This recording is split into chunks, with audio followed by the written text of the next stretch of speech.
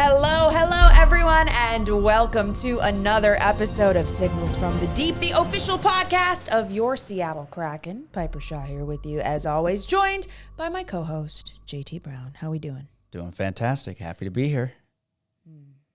I appreciate that. I never know if you're being sincere or not. Sincere. Okay. I am. Okay, well, we're also joined by... John and Edzo right now? Are you talking about being sincere? Yes, Like, of course. I'm happy to be here. Okay. We had a great conversation with Vince Dunn before we recorded this part, so that definitely put us, I think, in a good place, in a good mood. It's a great interview, so stay tuned for that towards the end of the episode. But we are also joined by a guest producer today, Austin Ratanacity from our production department, because producer Drew had some business to attend to.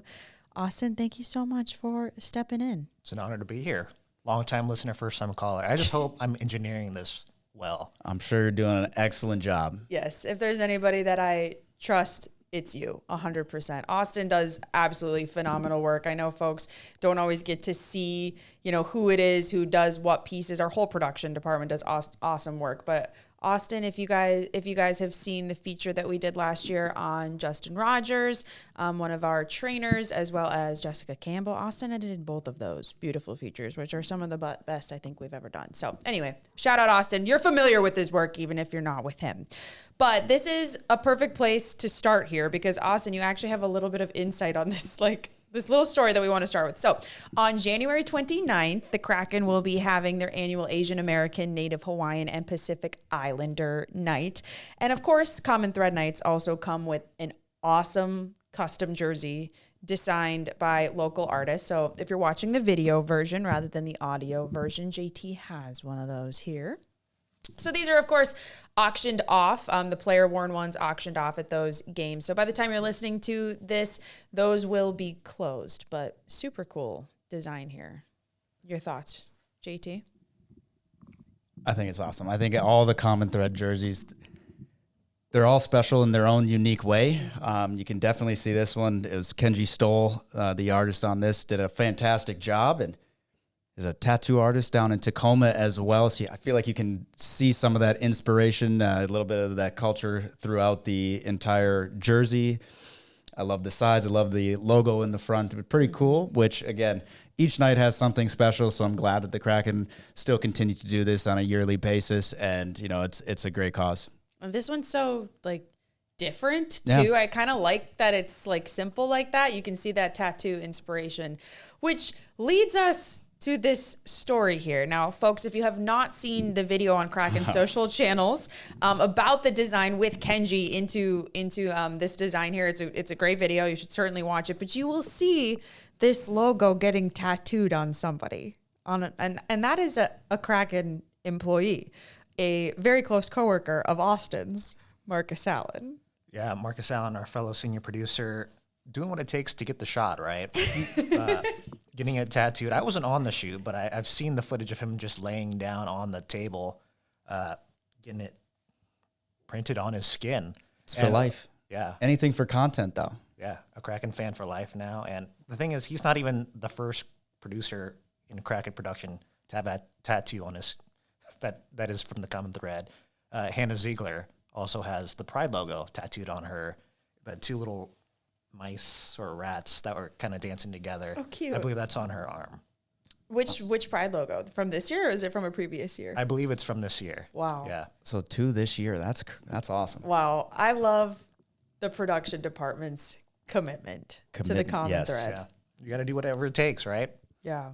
Well, it is a really cool, this is such a cool design, and it literally looks like a tattoo, so it feels natural. Correct. But And take on the logo. That's awesome. yeah, and you have many tattoos, JT. Sorry, they would have asked me. I'm running out of space. Okay, so that's the reason I said no, and that's about it. I believe that Sam Jabara in our fan development department, I believe she said that they asked some folks if there was anybody that might be interested in it for content, and they got dozens of people that were interested in it. And they had a raffle for it, which is awesome. Yeah, people love a free tattoo, it seems. Yeah, that's so cool. So anyways, just kind of a fun story to share about our AANHPI night. So very cool. And I'm sure that it's going to be just another awesome night. And we got more Common Thread games coming up throughout the season that we're always very excited for. And we also, since we last recorded, I think We had Kraken Pride Night as well. So I think that must have been between recordings. But that was a blast. Me and Allison had the rainbow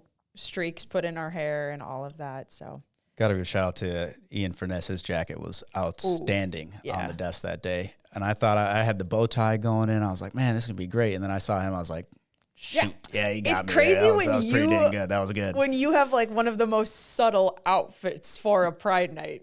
That's crazy. We all had to step up. We had to compete.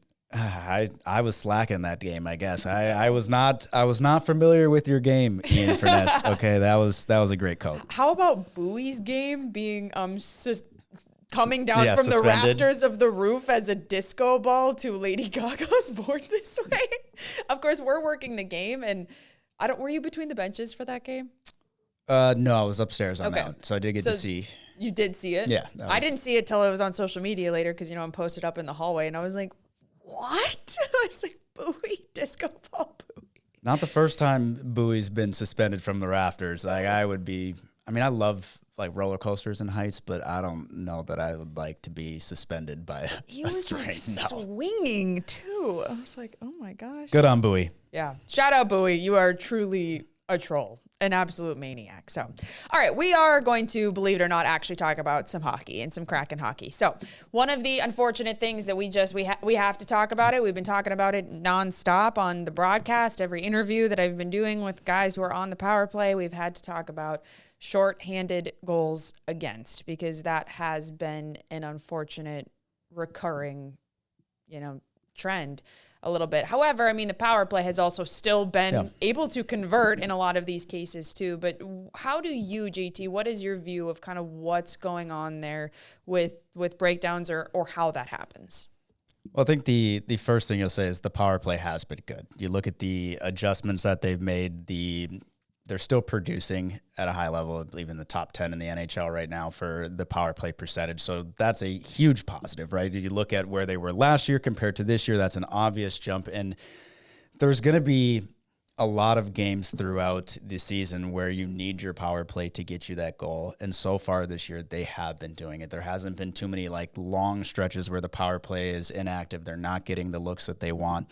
So I think from a positive perspective, looking at the units, I think it's a little bit, as well as Lane's done a great job of putting the unit out that does well, right? If the one unit goes out, they have a bad first, minute of the power play. The second unit goes out and goes really well. Well, the next time you get a power play, he's putting that second unit back out there, right? So it doesn't necessarily matter, which player, what their contract is, who they are. It's who's going good right now. We're going to keep putting them back out there, give them the best look. So I think that's been a big positive.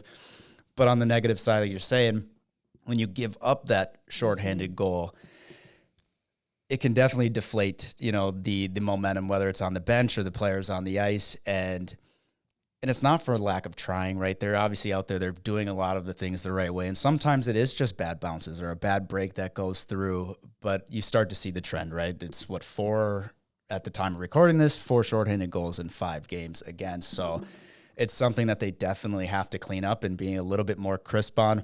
I think the other side of it too is just making sure you go out, work the penalty kill, right? So sometimes you can get into not saying that they are, but in just general, you can get into a lull of that you have the extra attacker. So it's not necessarily about outworking the penalty kill as well. So to go out there and make sure that everything is crisp, being out there detailed, knowing your game plan of what's going on. And I think part of it, could it be that there's less practice time? The schedule is condensed, just it takes a split second of a lapse of not being focused on a certain player, not being ready to make that play or that pass, and all of a sudden it's going back the other way. So it is demanding.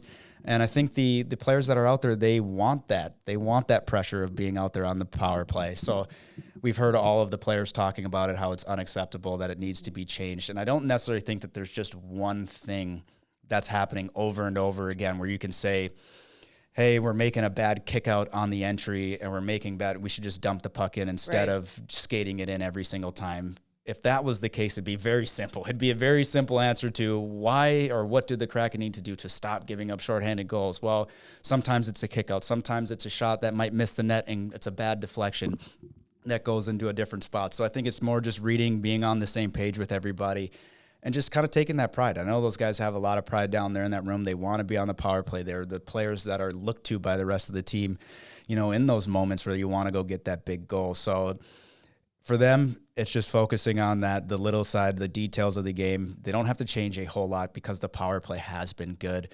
It's just a little bit more. Maybe it's the focus, making sure those passes are crisp and making the right decisions at the right time, which they have. And it'll continue to, or it'll go back the other way because it's more of a recent problem than a full problem, throughout the entirety of the year. Again, credit a little bit to bad breaks at different times, but at the end of the day, you're still out there. You're out there for a reason. And at the end of the day, when you give up that goal, now the whole purpose of the rest of the power play is to get that goal back versus to take the lead or to, if you're down in the game, to shorten that lead. The whole purpose now is to just get that goal back. So again, it's troubling to a degree, but at the same time, it would be worse if the power play wasn't converting at the rates that they are right now. So it's a weird one. I don't know that there's an exact answer as to how you fix it. It's just maybe one of those trends that if you just keep pushing through and keep doing the right things, it'll eventually change for you. And with that in mind, too, I have asked this question to every coach that it has been relevant to in the moment, as well as players that it's been relevant to, in the moment. So assistant coach Chris Taylor, who coaches the power play, I asked him about it, and he basically said that same thing. It's just like there's not anything that is like a trend in terms of like the execution there that is leading to it. But with that in mind, I did want to share a couple of comments so that all of you, in case you missed it on our broadcast, so that you can hear from head coach Lane Lambert when I asked him this question, as well as a couple of our players. So here they are. Concerning, obviously, costing us hockey games a little bit. We're giving up some opportunities, breakaway type opportunities. I thought tonight was a half breakaway kind of thing. Maybe a little better angle coming back could have helped, but we got to quit doing that. It's unacceptable. That's 4 or 5 in the last 6 or 7 games. So, no excuses. I think you got to dial it in. Obviously, from the start, this is a team that's obviously more desperate than us right now. They want it more, and it's obviously showed. So, obviously, early on, it's ugly. Power plays, again, just inexcusable. Okay, getting back on the positive side here, JT, even with, all of the things that have gone on in the winning streak and then a little bit of a skid and then a win and just kind of the highs and lows, or as Vince Dunn has said a couple of times, the roller coaster that the winter has been so far. Something that has been a consistent positive has been the play of Philip Grubauer. What have you seen from him, and how much of a lift has he given this team heading into a huge moment for him on the Olympic stage? He's been outstanding when you look at his performances this year and really giving the team an opportunity to win every single game that he's in. And, you guys will hear it later. Vince has some great words when he's talking about Grubauer as well. And, his play, and to see him bounce back after, you look at last year, maybe not his best year when you look at his season as a whole, but it's still there, right? And to be able to come back, put the work in the offseason, what a big year this is, not only for the Kraken, but for him himself, obviously being a name to the Olympic team, how much that means to him, and to be able to have that type of a year that he's having right now it's fun to watch. It's fun to watch his progression, and you see him, he's just battling for pucks, right? He's making the big time saves when you need him to steal a goal or an opportunity away. There's how many games can we count, this year where, again, we're talking about Grubauer, but just goaltending in general, where if it wasn't for their goaltending play, it could have been down 3-4-0 in the first period, and it allowed the team to build their game, get back into the Kraken hockey that we know and we watched and we love watching them play. When you look at the second and third periods, their goal differential is a positive, I think, in the top 10 for the second period, and then just outside for the third period. And when you look at that, you need your goaltenders to make a few big stops and big saves in those moments. And it's not always about the highlight reel, the windmill, like diving, sprawling save. It's the timeliness of some of those saves.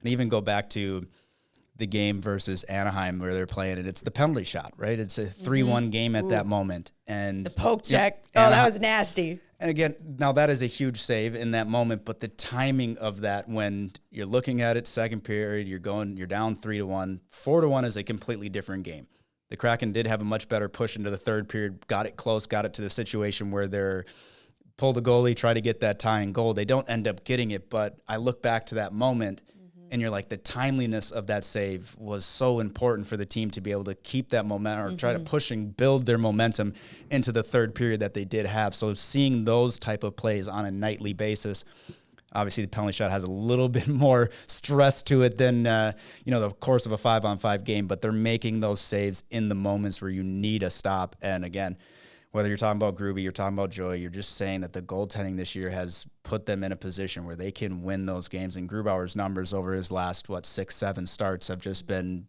out of this world. I mean, he's in the toward the top of the league when you look at goals against, you look at save percentage, and to be able to put those numbers, it gives the guys a lot of confidence, right? Goals too. I mean, it's the confidence, right? They know, I think we talk about it too on the broadcast too, like sometimes you need a goaltender to bail you out. You're going to make mistakes in a game. There's no way that you can go through an entire 60-minute hockey game without making a mistake. Well, at times you need your goaltender to bail you out. And there's times where the goaltender needs the defenseman who's in front to bail them out.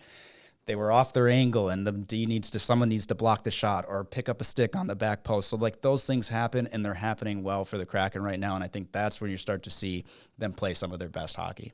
So another thing that I wanted to talk about that, I have the privilege of getting to talk with you and talk with Al and Eddie and Allison about whatever random hockey thing. I'm like, okay, I just kind of want to know about this. Like, what do you guys think about this thing?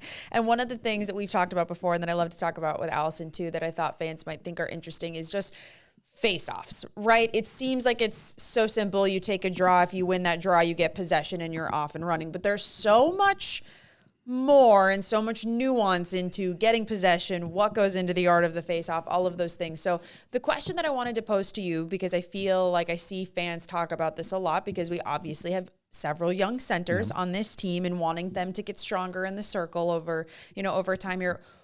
How do you get better at face-offs? I know that you weren't a centerman, but like, how can you actually increase that percentage? What things can you work on? What does it kind of take? Does that make sense? Yeah, no, I think it's a really good question, and there's a lot of ways that you can do it. And I think for me, not being a center, it was something I had to do, right? Because you're going in and you're not taking as many draws per game. You don't have as much practice at it.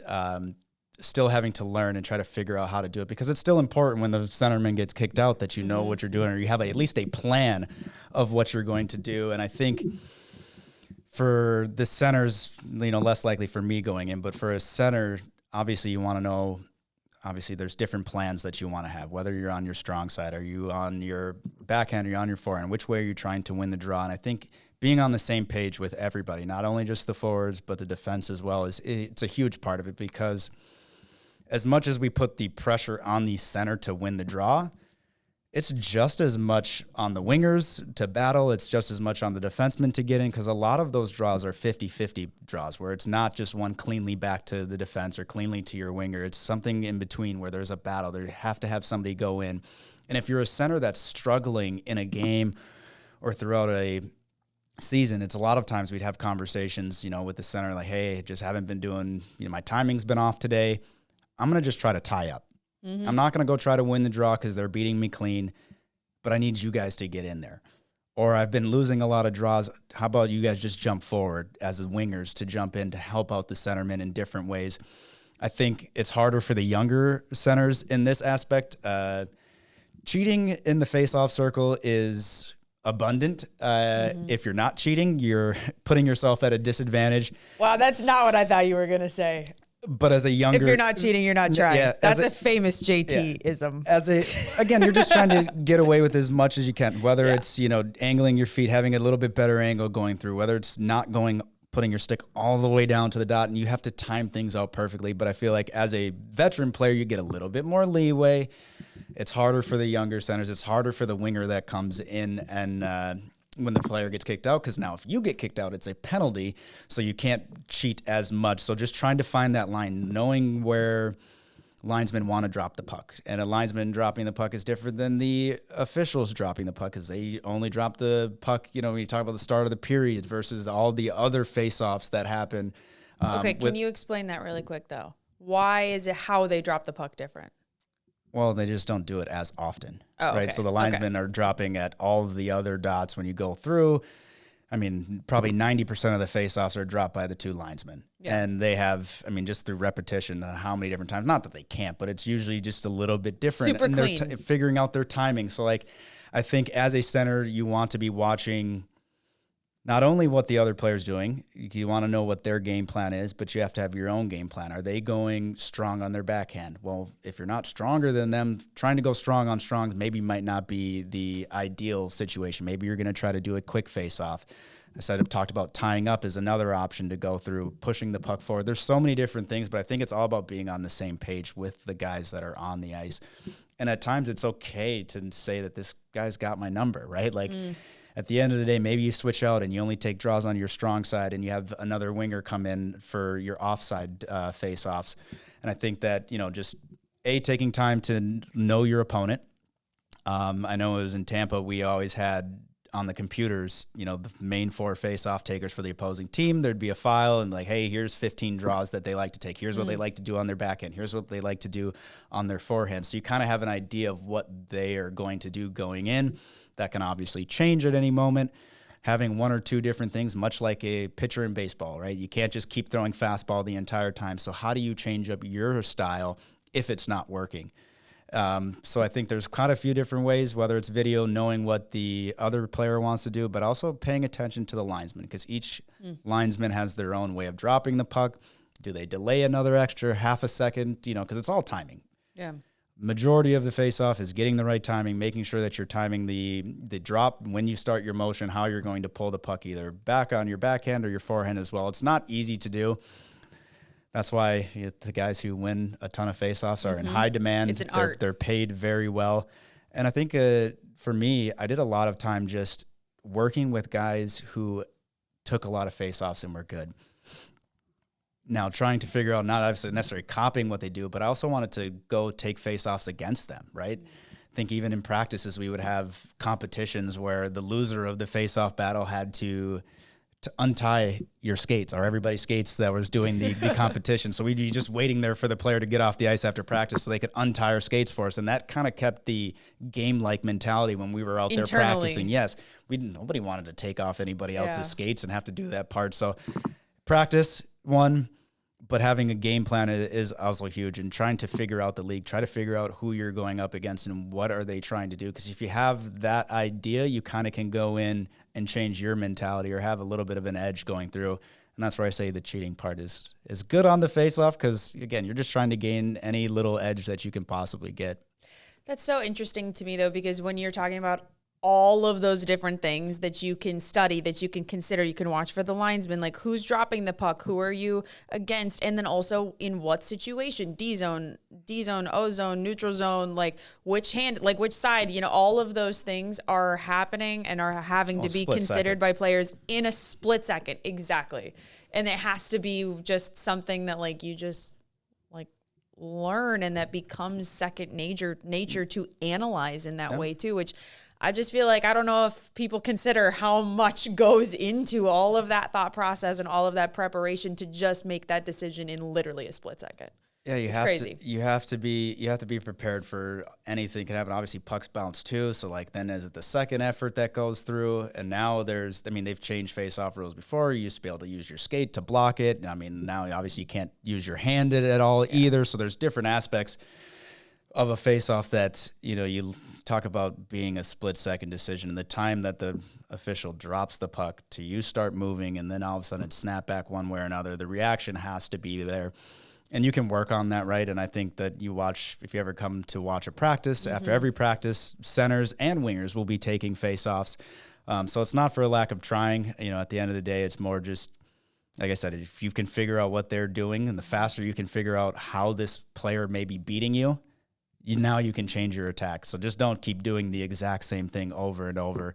And again, which is funny, because Lane actually said that post-game, I believe it was after the Anaheim game, he actually said, he's like, the definition of insanity is doing the same thing over and over. That's why you got to change things. But anyway. Yeah, no, I mean, it's true. Again, there's plenty of times. There's a couple. I only played, I think, maybe 4 games at center in my NHL career.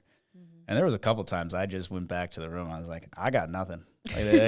I'm not a true centerman. I'm like, just be ready to lose the face-off because I'm not winning it. I'm just letting you know right now we are going to lose this thing, so push forward. So the honesty is key, though. The honesty is key. But what's interesting, too, and this is something that Allison loves to point out on the broadcast, or that like we talk about a lot, too, is that the face-off stat, when you look in the box score, it does not measure possession. It measures who touched that puck and got it back, right? It does not necessarily measure which team actually got to play with it after that face-off occurred, which is ultimately what truly matters, which is like the exercise of the face-off, right? Yeah, I mean, that's a intuition, that's reading the play. You can jump, a route even if you win it back, but it happens more often than not, I would say, from if you're in your offensive zone and you win the puck back, it is in between the defense, but then the defensive team jumps through and picks it up. It's like, well, technically he won the draw, but you didn't get possession for it. So it's weird, and every building is also different. It's very,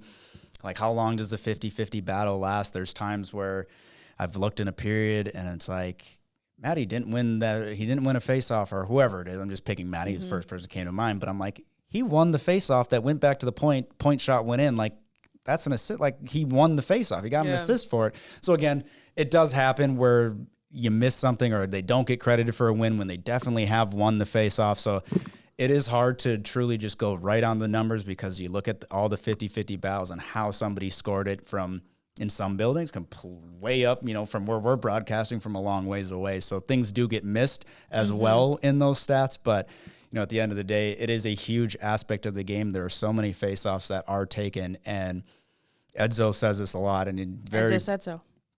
Yeah, we're still working on that one. We're going to get a sponsor for that. But I want to wipe. If you win the faceoff, you get to dictate the terms, right? Like, and he says, and it's so true, because when you win the draw, you start with the puck. You get to, especially in the offensive zone, you have a play set up, usually whether it's a D-to-D one-timer, maybe your D is going to come down the wall and just try to create a little bit of confusion. Maybe your wingers are going to rotate, switch spots so you can have another one-timer. Like, there's so many things you can do on the offensive side.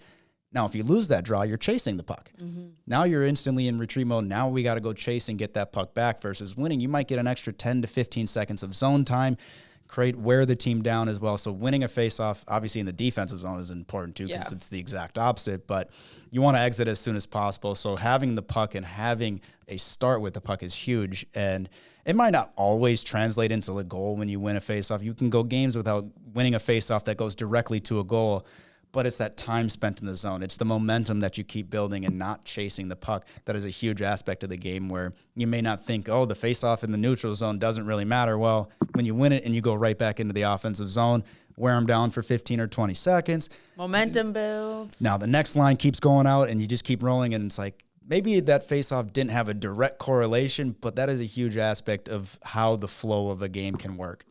I love that insight, and I want to go back to something really quick, which feels like it was a little bit ago now, but you're talking about, like, in practice. Any hockey team you watch, they're practicing face-offs after the game.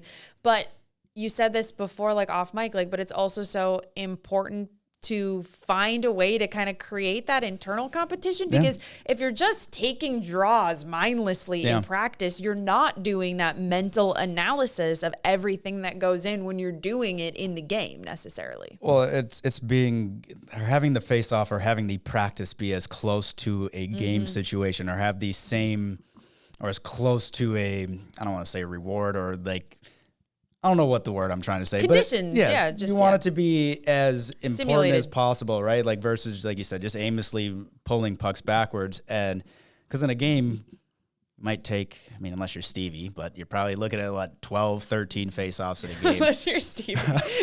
He's going to take quite a few. And you want to have that internal competition so that you can get, obviously it's going to help you get better, but it's also helping your teammates as well, giving them different looks, trying new things as well. You don't want to go into a game and now all of a sudden try a brand new face-off technique that you've never done before, right? Like, you want to be able to be confident in it going through. And you watch a face-off or a center in general, a lot of them have a routine.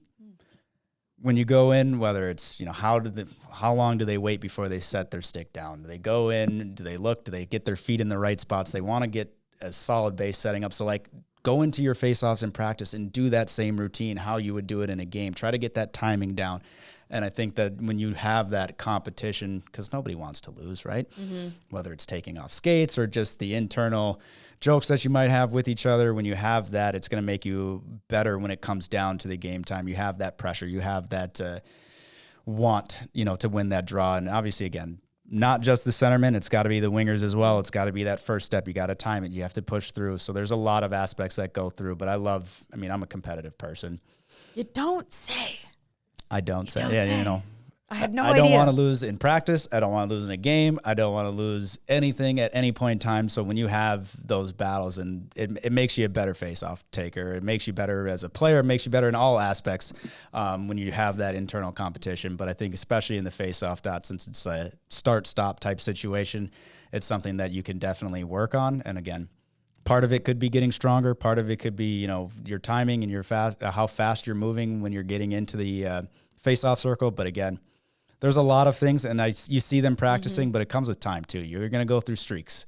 Might be a game where you win 7 out of 10, and there might be another game where you win 3. But at the end of the day, you want to try to find that average, right?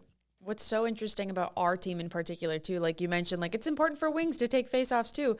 We have Shane Wright, Matty Beniers, Chandler Stevenson, Freddie Gaudreau, Ben Myers when he's healthy, and Berkeley Catton, who are all natural centers, but playing on wings, too. So you have, so many different perspectives to have and options to have, too, in the faceoff circle, which is just unique for this group, I feel. And I think, too, it's important for the wingers as well.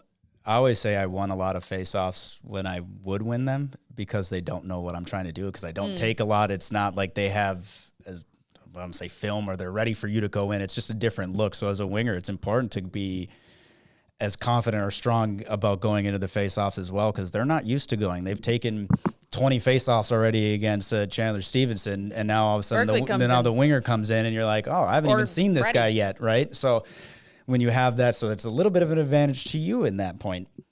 Which, speaking of faceoffs as well, practicing whether you're the person going down first versus being the person who gets to go second. It's a different technique. It's a different position to be in as well. So there's that aspect. Why? I'm just adding another one. Because the person who, so if your stick is down first, you're at a stopped motion. And as soon as if you leave too early, it's easier for the official to stop and say, hey, you moved, and then we have to restart that face-off. So you're starting from a stagnant point versus if you are the person who puts their stick down second, usually the offensive team, you now are already moving your stick. So I don't know if I can see it. So if I'm a right-handed face-off taker, Watch the video version. I'm putting my stick down towards the ice, and as soon as it hits the ice, the ref is supposed to be dropping, but you can hover your stick, make it so it's really close, so you're already moving as that puck is being dropped versus having to be from a standstill, and now you have to pick your stick up and move it again.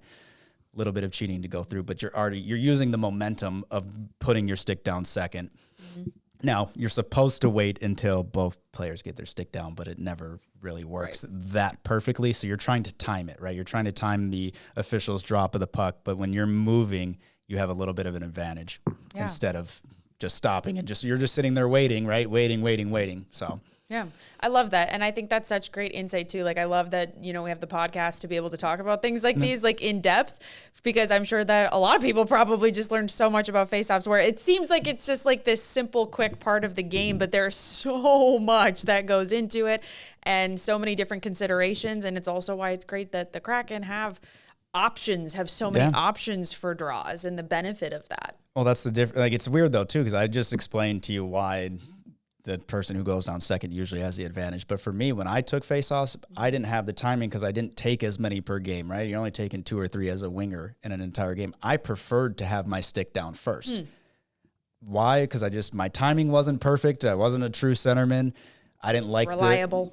I just liked, all right, it's here. I'm going to pull it back, and my stick's already in the position. I didn't have to worry about moving and trying to time things perfectly. So I enjoyed actually having my stick down first, but maybe I should have probably practiced or got better at doing the other one. But at the end of the day, each player has their own plan and how they want to attack a face-off, and there's just so many different ways.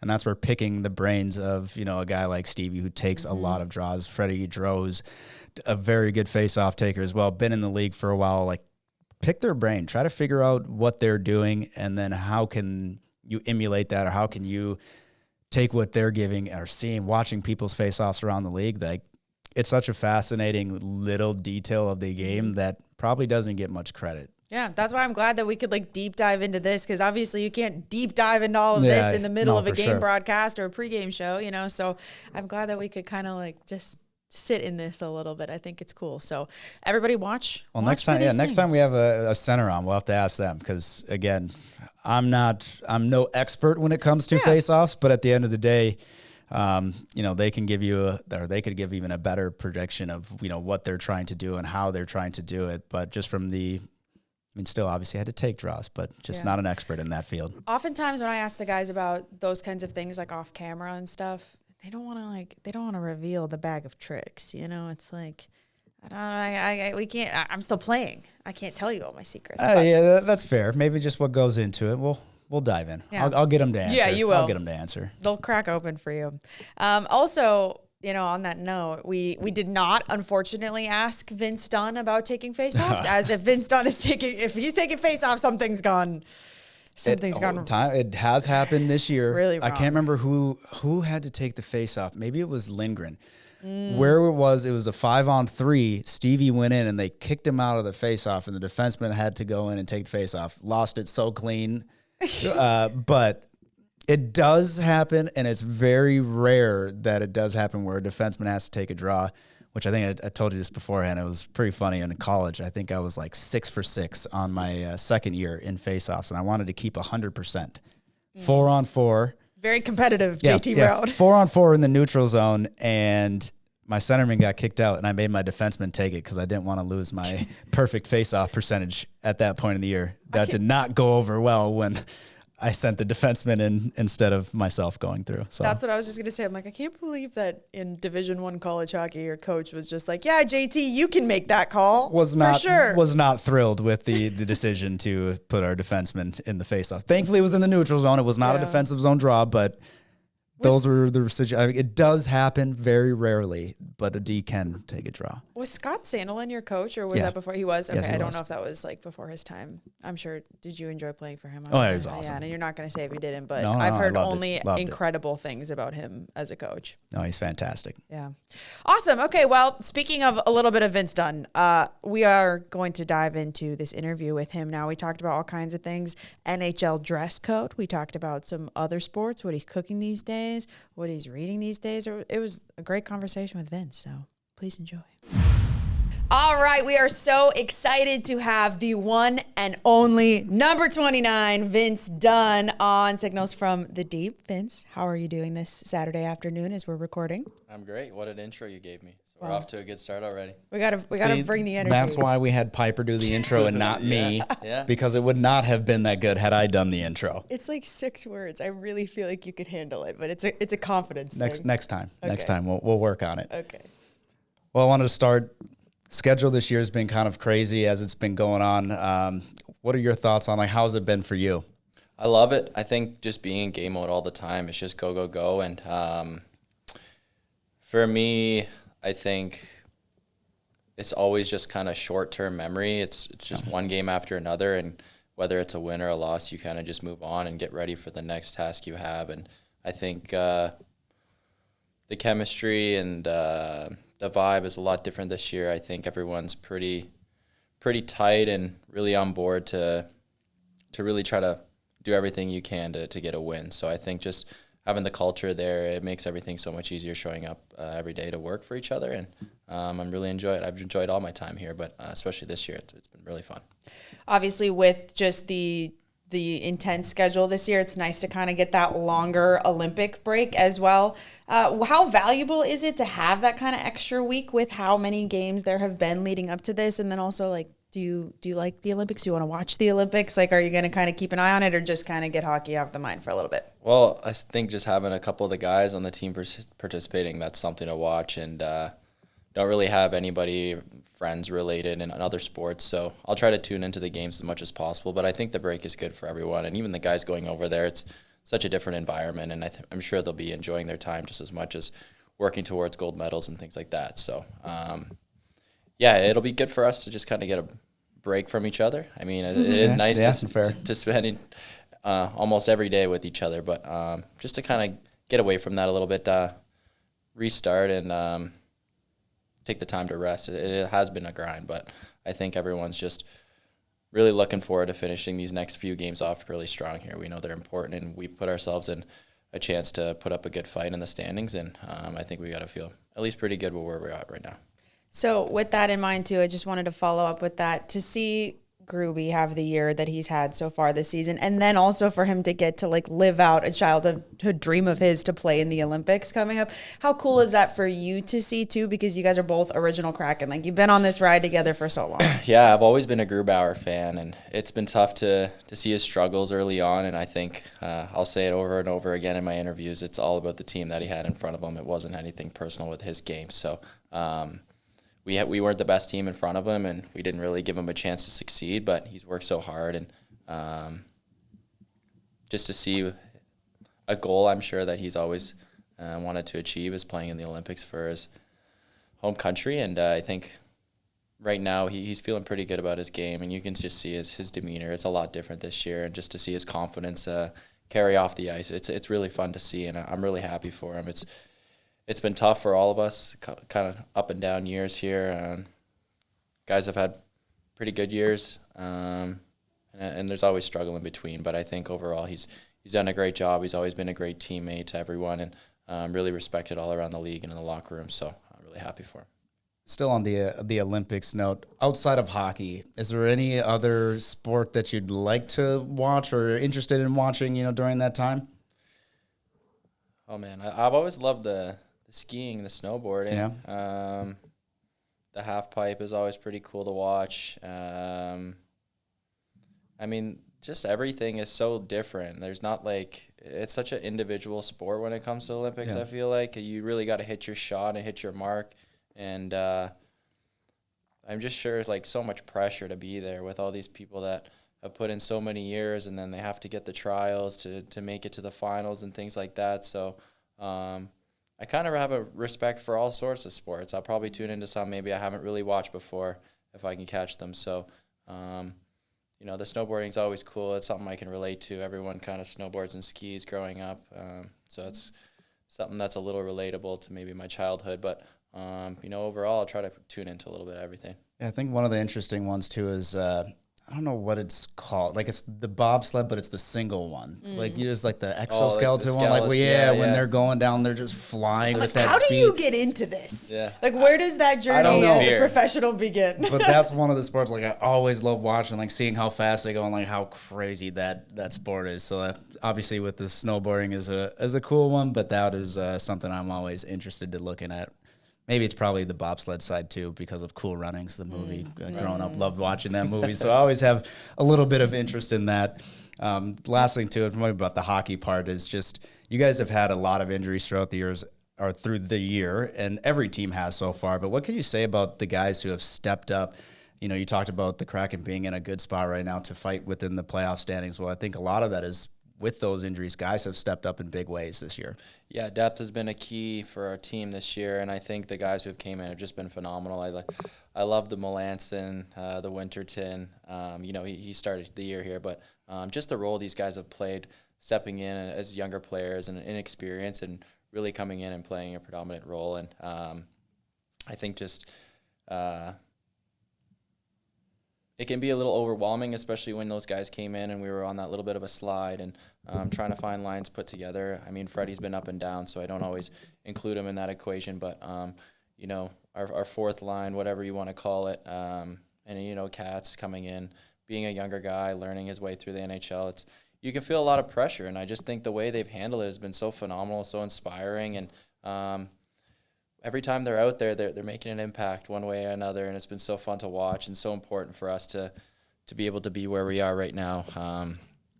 They deserve a lot of credit. It's really, really cool to see. I've known Winterton a long time, and I know he's been grinding a long time to find his place, and just so happy for him to finally come in and make a huge impact. It's been really cool to watch, just see him coming up all the way and now being such a big piece of our team. It's been really inspiring to see. So I think just the games has been so many and not a lot of practice days, so you're not really around the team getting a lot of practices in if you're injured and things like that. So it's just been so hard to kind of gauge what you're going to get every single night out of the lineup and who you're going to have, and everyone just kind of being on standby, ready to go. It's been awesome.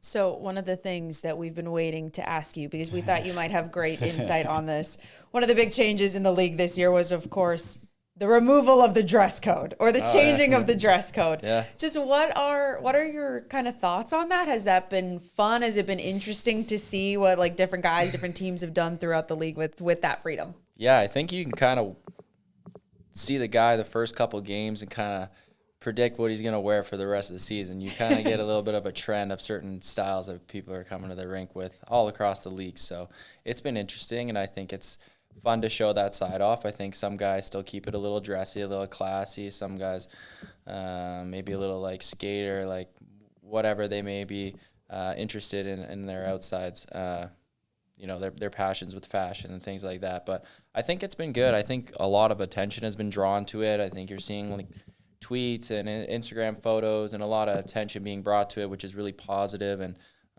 guys are able to show off what they maybe inspires them or what they're interested in. But for me, I've been keeping it pretty quiet, You still go with suits a lot. Yeah, like not like full suit. I definitely love not having to wear a suit. Probably the dress shoes is the biggest thing. I love my white sneakers, and I see the comments all the time. People roast me for my white sneakers, but always white sneakers for me.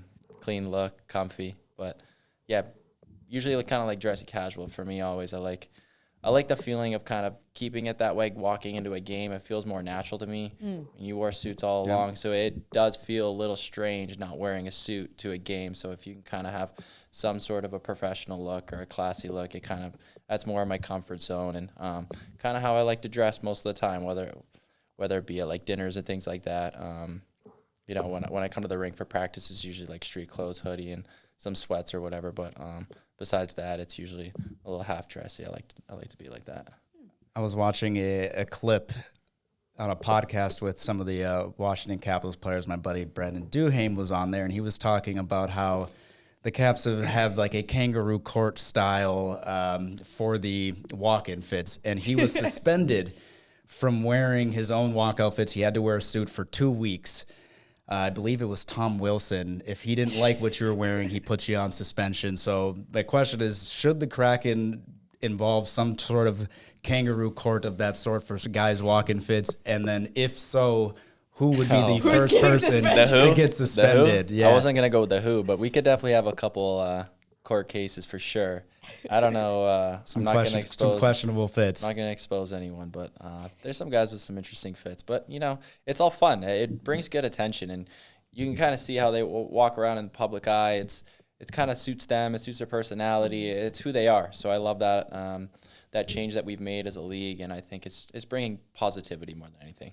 I've been meaning to ask Jared McCann about the hat that he had. At least he had it on the last road trip. I don't know how long he's had it, but it has the playing cards in the back that have 1 and 9. Yeah. Do you know about that? Yeah, I'm pretty sure he got it made in Nashville. Oh, wow. Yeah, it's like a really, really it looks like it's hat. Obviously like a very fancy hat. Yeah, it's like a hat, custom hat. I don't know what the cards stand for. Is it They're a 1 9? I think it's 1 and 9. So it's his numbers. I'm like, that's I think they have a few of those. Isn't there one in like Vail too? Yeah. For those hats? Yeah, there was one in Park City. I think you got another one in Park City when we did the mentors trip there. So it's like it's like the spot to get a hat, I guess they say. So he's got the cool Jared hat. McCann, the hat man. He's got the hat. Yeah, no, I'm trying to think. I mean, there's been some good outfits. I feel like Ellie's always on point with his style as he walks through too. So haven't seen too many where you're like, oh yeah, he'd be going to court. But I'm sure there's some. We don't get to see all the walk-ins of everybody going through. So what are you just kind of to unwind these days? Like, what are you watching? What are you listening to? Like, what are you kind of doing to keep your mind away from the game when you can? Lately, it's been reading, which is kind of crazy. Everyone that knows me, they're like, "You're reading books?" I'm like, "Yeah, I'm reading a book. I'm trying to take in information that maybe I wasn't really focusing on so much in school. More educating books, but like what? Like really, really boring books, like about stocks, bonds, like IRAs, trust funds, like really the economy. Really boring things, useful things. Just trying to prepare life after hockey and hopefully be able to do more stuff myself rather than having people do and handle your things outside for the business side of things. But besides the boring stuff with reading, it's usually video games. We have a pretty good group on the team. We're big gamers, not on the road, but at home we get into it a little bit there. Maddie for sure. Yeah, Maddie's in there. Yeah. You can obviously tell he's always stimulated with something on his phone or a screen. But other than that, it's usually cooking, love cooking, have a huge passion for that, trying to get around and experience all the great restaurants here, and the luxury of being on the road. It's always fun to check out the restaurants there as well. So that's what I enjoy, food and wine, wine and whiskey and things like that. Just learning from all the different regions and just trying to more stuff getting away from the business side and the hockey side of things, just trying to relax and put my mind on something else and focusing on things that maybe I'd be interested when the hockey stuff was a little bit. Yeah. Well, you mentioned cooking, Piper. You did a great feature on Vince Dunn. So if people listening haven't seen that, need to go check it out. So we know you have the cooking skills. I'm going to get you to answer something about your teammate here. Who would you not want to cook for you? Who would you least trust to cook you a meal?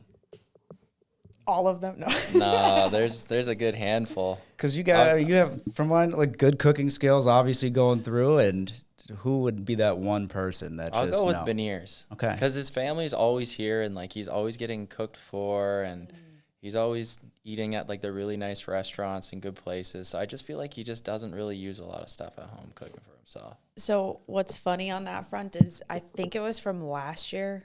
Like when we did those sit down, we do our media day interviews, whatever. I have this clip. I never used it like in a feature, but I like put it online. It was just 90 seconds. I was talking to Maddie about living on his own his first year and whatever. And he's like, yeah, I can't figure out how to make chicken cutlets because I keep setting off the fire alarm every time I do. He's like, and then my apartment complex calls me and they're like, hey, you okay? You set the fire alarm off again. He's like, yep, just cooking. Again. It's such a great little part from him. So I think that's a great bet based on my limited knowledge. I think cooking's a hard skill to learn. Like it's not the easiest thing to do in the world, but I feel like for myself, I don't really like cooking. I'd rather order. You just eat candy.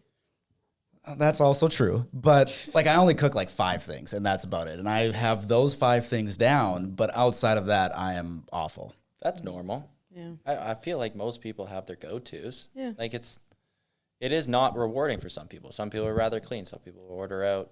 Some people don't really care about what they eat. So it doesn't really matter. Like it's just kind of suits your personality and your lifestyle more or less, I think. Yeah. So what would be your go-to meal then for you when you're cooking? I love to barbecue, honestly, especially with it not being too cold all the time here. I can barbecue all year long, so it's awesome. Throw whatever on the grill. A lot of pasta, to be honest. I love pasta. I'm Italian, so that's what I grew up on. Yeah, I love to cook pasta too. Okay, we have this question. You can take this any direction that you want. We've been having this question for forever, and JT, I had to tell him that we had to stop talking about it because we had to save it. To ask it. Yeah. Okay. I don't know how you're gonna feel about it, but okay. This is the debate we've been having between Major League Baseball, the NFL, the NHL, the NBA, and then like MLS or Premier League soccer and pro golfers. Okay. Okay. You're talking your average athlete at the top level of all of those sports. Okay. Okay. Which kind of sport athlete do you think would be the most well-rounded to do all of those things? Does that make sense? Yeah. Did I phrase that correctly? I don't think that was good. I've gathered a lot of different people's takes on this, but JT, do you want to share yours first? I said Unless hockey. you want to go. Yeah. I think hockey because, the skating aspect is the toughest part for all of the sports to be able to do. Yeah. I think of the hand-eye that you have already when you look at golf. A lot of hockey players are already golfing a lot anyway, so they get good at that sport. Baseball would be very hard for every other sport to hit a baseball, especially when you look at the miles per hour, depending upon where you're going, whether it's a curveball, maybe a fastball, you might get lucky. But I just feel like in general, everybody can run, everybody can catch. Everyone played soccer as a kid. I feel like we just played all of those sports growing up, but the ice differentiates everything. It hurts everybody else so bad. Where they would be like average enough at all the other sports to outweigh the rest, where everybody else for the most part, not saying that everybody in those sports can't skate, but for the most part, I would say you'd pick the majority can't do that part of ice skating or part of hockey. But I was told that I was wrong. So. Yeah, and I've heard You have various outside takes. answers? Yes, I've heard from shout out Ian Furness. He feels NFL players would do the best. Also, JB from Social Team, he also said NFL players would do the best.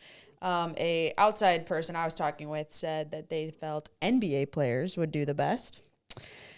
I felt like I know I'm super biased, but I feel like it has to be hockey players. This is skating. Yeah. That's the only thing that differed. If it was like floor hockey, you could kind of mix in some other sports. But like when it comes to skating, you throw anyone on skates, they're like, oh, it can't be that hard. It's so hard, and it's not natural. It's not natural the way your hips move, the way your legs move. It's just, I think it's the hardest sport in the world to be able to do in general. So if you could do that one, I think you could. Did you play any other sports growing up too? Because I feel like a lot of hockey players, I mean, I guess nowadays it's getting a little more specialized and, sticking to one sport. But I feel like for the most part, we still played a lot of those other sports as well. I love soccer, and I'm going to get grilled for this if any of the boys ever watch this because I don't play sewer ball. But I loved playing soccer. It was my favorite sport. I was pretty much at like a head-to-head competition with myself. Like, do I go try to pursue soccer or pursue hockey? And coming from Canada, it was pretty obvious what decision to make and maybe the easier path to take. So I chose hockey, and thank God it worked out for me. But it's just more of like a summer sport to kind of mess around with. And I think everyone kind of has one sport to maybe just kind of stay active and hang out with a different group of friends throughout the summertime. But I'm sure most guys probably played like either lacrosse or soccer, especially in Canada. Maybe baseball a little bit more in the U.S. Yeah. Well, and the Euro guys most play and love soccer. For sure. Yeah. So I feel like they're just the well-rounded, the average. I feel like it would be hockey. But again, like you said, I have my own biases towards it as well. But and hockey players love to golf. Like, it's like... Yeah.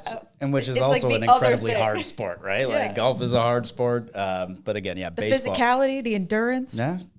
I feel like hockey might win. I don't think will ever get a true answer. I feel like each sport, if you asked a football player, they would say football. If you asked NBA, I feel like it would be the same run. But, for hockey, I just feel like the ice just makes it a completely different ball game for everybody else. I got this question because my husband saw like that thing that's going around that social teams are like asking athletes, NHL players, like, if you were more athletic, what sport would you play? And they're just like laughing. They're like, I'm a hockey player. What do you mean? What sport would I play if I was more athletic? I'm as athletic as I can be. Yeah, exactly. That's fair enough. Anyway. Another question, random one, but I know you drive a really nice whip. And I want to know what your dream car would be. Ooh. I think like the most unrealistic dream car would be some sort of a Ferrari. Like, I've never really lived somewhere where it makes sense, so I haven't really thought about that, and it just doesn't really make sense at all just to have one. So that's kind of like a retirement goal, maybe situation that I'd want to try to at least have one for a little bit. I just find like the sports cars are so nice and so fun, but like I've driven them and they're not practical at all, and they're so uncomfortable, and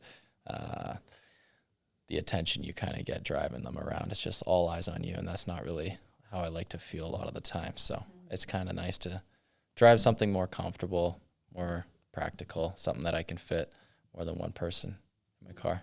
I do feel like driving around Seattle would be tough. There's a lot of potholes. So if you're driving a Ferrari, it would be interesting. Canada's even worse. I did see, it was yesterday after pregame skate. I was driving home, and somebody was driving a really nice blue Lamborghini with the top down. It was like someone had the top down. It was like 40 degrees outside. They're in a full winter hat, full winter jacket, and I was like, heck yeah. He loves his car. Still flexing. I'm like, as cold as it is, I'm like, just put the top back on, like do something. But no, it was still pretty cool. So they do drive them. So you still could have a very expensive, sports car. Vince, I recall way back, like season 1, like the first day that I ever met you and we did sit down interviews, and you told me that like you got, maybe it was your first check that you bought a really nice car with or something like that. Yeah, but, like, it was a car. Grandma couldn't get in or out or something. Yeah, it was a sports car. Exactly. Yeah. Nobody could get in and out of it. Like if it was in the driveway and someone had to move it, like no one could move it. It was just like the biggest waste of money ever. It looked cool, it felt cool, and it probably lasted only about a week or two before I realized, like, I'm like, this is so stupid, but also like it is like such a nice car, and whatever the compliments, and it's fast and whatever, but yeah, like it's just, cars are just something I've started to realize, obviously they depreciate 99% of the time. It's just not a good investment for that side of things. And You've been reading your books. Yeah, I've been reading my books. That's it. So it's just like, it wears off. It's like anything. It's like a new pair of shoes. Do you want like the really, really nice ones that like are so expensive, and you know, you get sick of them because you get your photo in them and you post it and you think you're all cool and whatever. So, you know, like you just kind of, whatever makes you happy, I guess, at the end of the day. But for me, it's more just something that's a little bit more practical. Yeah, I respect that. I went through the practicality of the cars when I had my kids, because I had a lifted truck at one point. I had a lifted Jeep as well. And like getting the kids in and out of the car seat in a 4-inch lifted car, I'm like, this is just, no. It was not the ideal situation. But I think if I got to choose a car, I'd want like a 77 Chevelle SS, like black. Just old school, like muscle car. Mm-hmm. But we talked with Jared about this. I don't know how to like change the oil. When you have those kind of cars, like they always like, it's going to run into issues. You have a car that's that old. So like, and since I can't fix or do any of that on my own, it just is not practical for me to have that kind of a car. But it would be really fun. I wouldn't put it past you to get it anyway. maybe when the kids are out of school and I have a little more time on my hands, I'll learn. Maybe I got to start picking up some books on how to do automotive things for my car, and I can figure it out. I'm not going to be buying myself any kind of bougie car because my car got stolen. Oh yeah. I've had a car journey, so I'm just going to drive my car until it dies. That's my current plan. And I also think the other thing that would really get me with the older cars, like not having the amenities of new cars now, whether you're Where's like the Bluetooth, the Apple push Play, to start, you know? yeah, like there's none of that going through. So I feel like that, and then if you change that and like put it in your car, because you can, but I feel like that takes away from like the old school value. But I don't know, it's a pipe dream. One day maybe I'll have that. Yeah, keep dreaming. Keep dreaming, JT. Well, I will. Okay. Any final thoughts? Any last questions here? No, thanks for taking the time on this Saturday. Thanks for having me. Yeah, we've been trying to get you on for a while, but you're very elusive. I know.